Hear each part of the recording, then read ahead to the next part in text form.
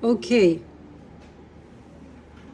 so the question is, write about the Prophet Muhammad sallallahu alaihi wasallam's interaction with non-Muslims in Medina. That is your 10 part. What was the interaction? You would mention the Charter of Medina, and you would mention their interaction with the people of the Christian delegation that came from Najran.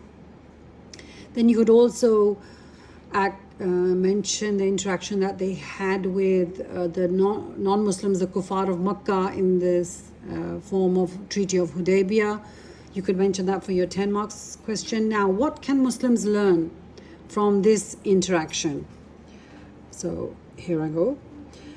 So first of all, what do we have to check out? We have to check out which type of non-Muslims did he interact with.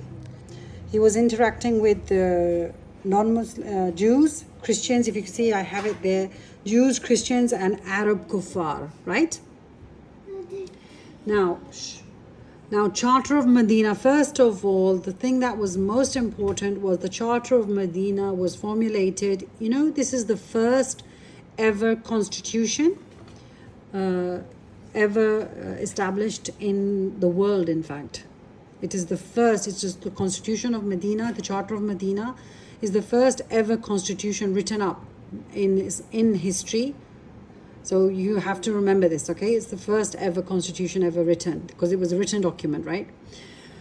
And then basically the Charter of Medina, what was formulated, the rights were protected. Every single person belonging to the state, their rights were protected, whether you are Jews, if you are Christian, if you are Arab kuffar, or if you're a Muslim, everybody's rights were protected.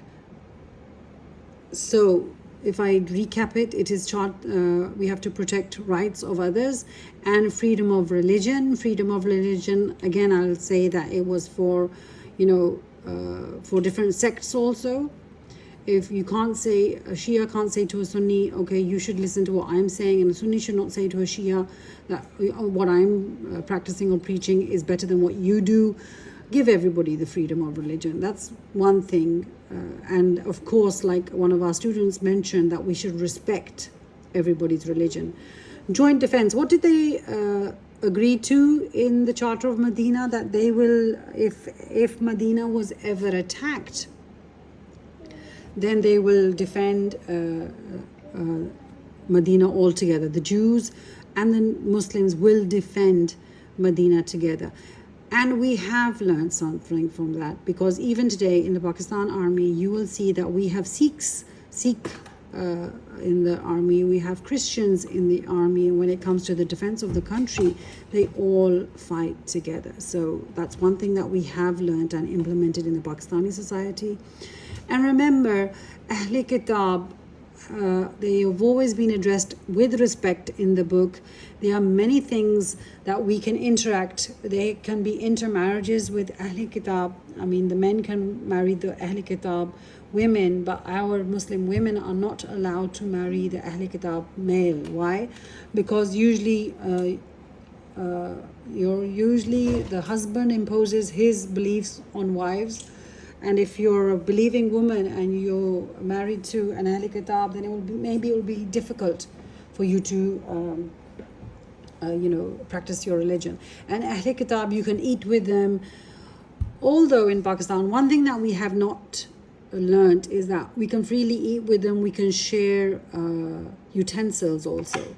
I've seen in many homes that if a Christian is coming into work, they keep separate utensils, like glass and a mug, and so that is so derogatory, that is so disrespectful. That is not what a Muslim is. I remember once, so many years back, I think it was right 30 years back, I had this new person working for me, and when our sanitary worker came in front of him for the first time, because he was Christian, the new worker who was working for me, he asked me, Baji, what glass or what cup shall I use for what shall I give to the sanitary worker? I say, why are you asking me this? I go, what do you mean? And she goes, no, what shall I give? What shall I put food for him in? I go, do you know that he's Christian and he is Ahl Kitab?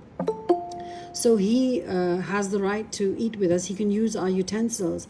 And the person, the new worker, he was sort of like dumbstruck. He was like, what's ma'am saying to me?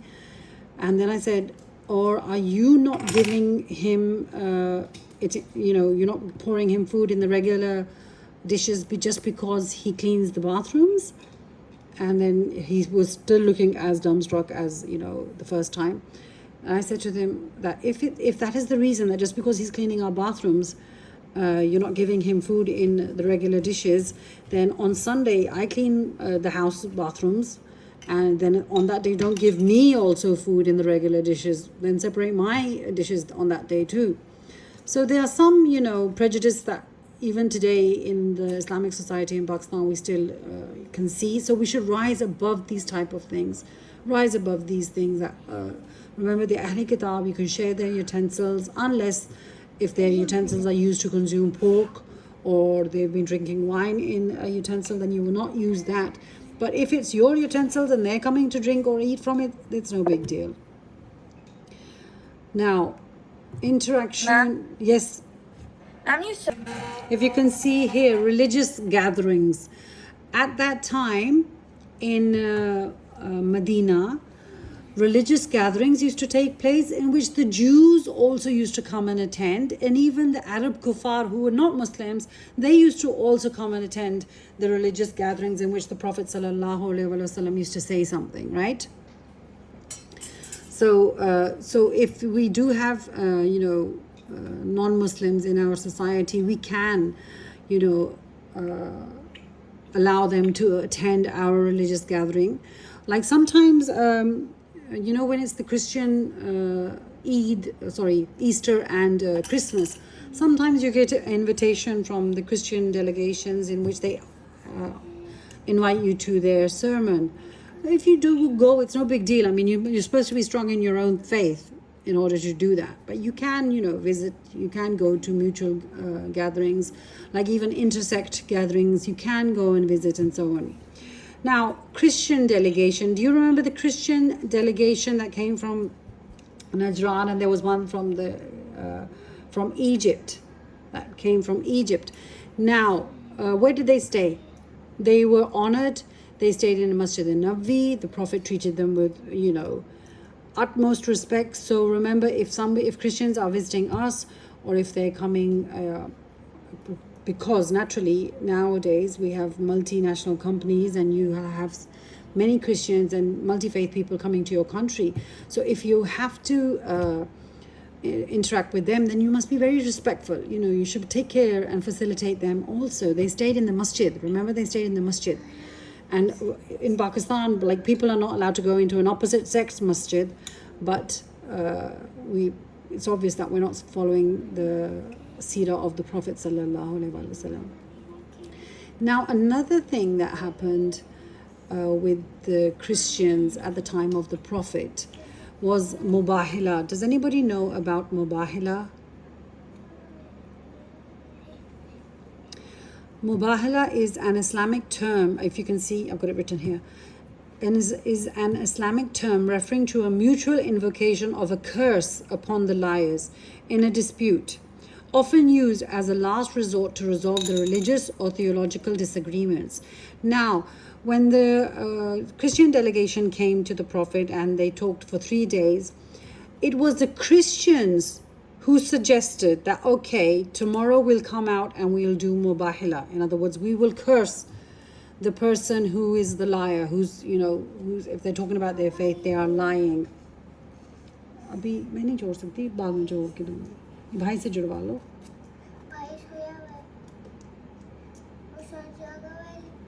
ये जोड़ दिया मैंने, देखे. Okay. So what did happen? The Christians said that we will perform Mubahila tomorrow, and when the Prophet came out in the morning, and the Christians also came out, the Prophet came with Ali, Fatima, Hassan and Hussein, basically.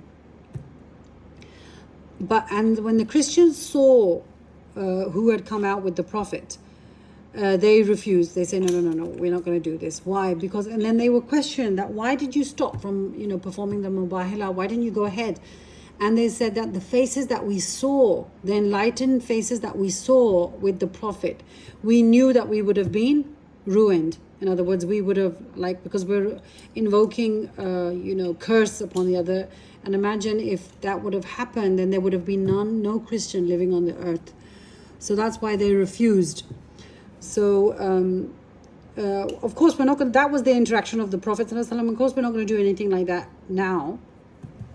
But if there is a debate, you will debate to a limit, and then you will leave it. You can't force anybody to come to Islam or understand your views. You can debate about your view, but in a respectful manner. And then jizya.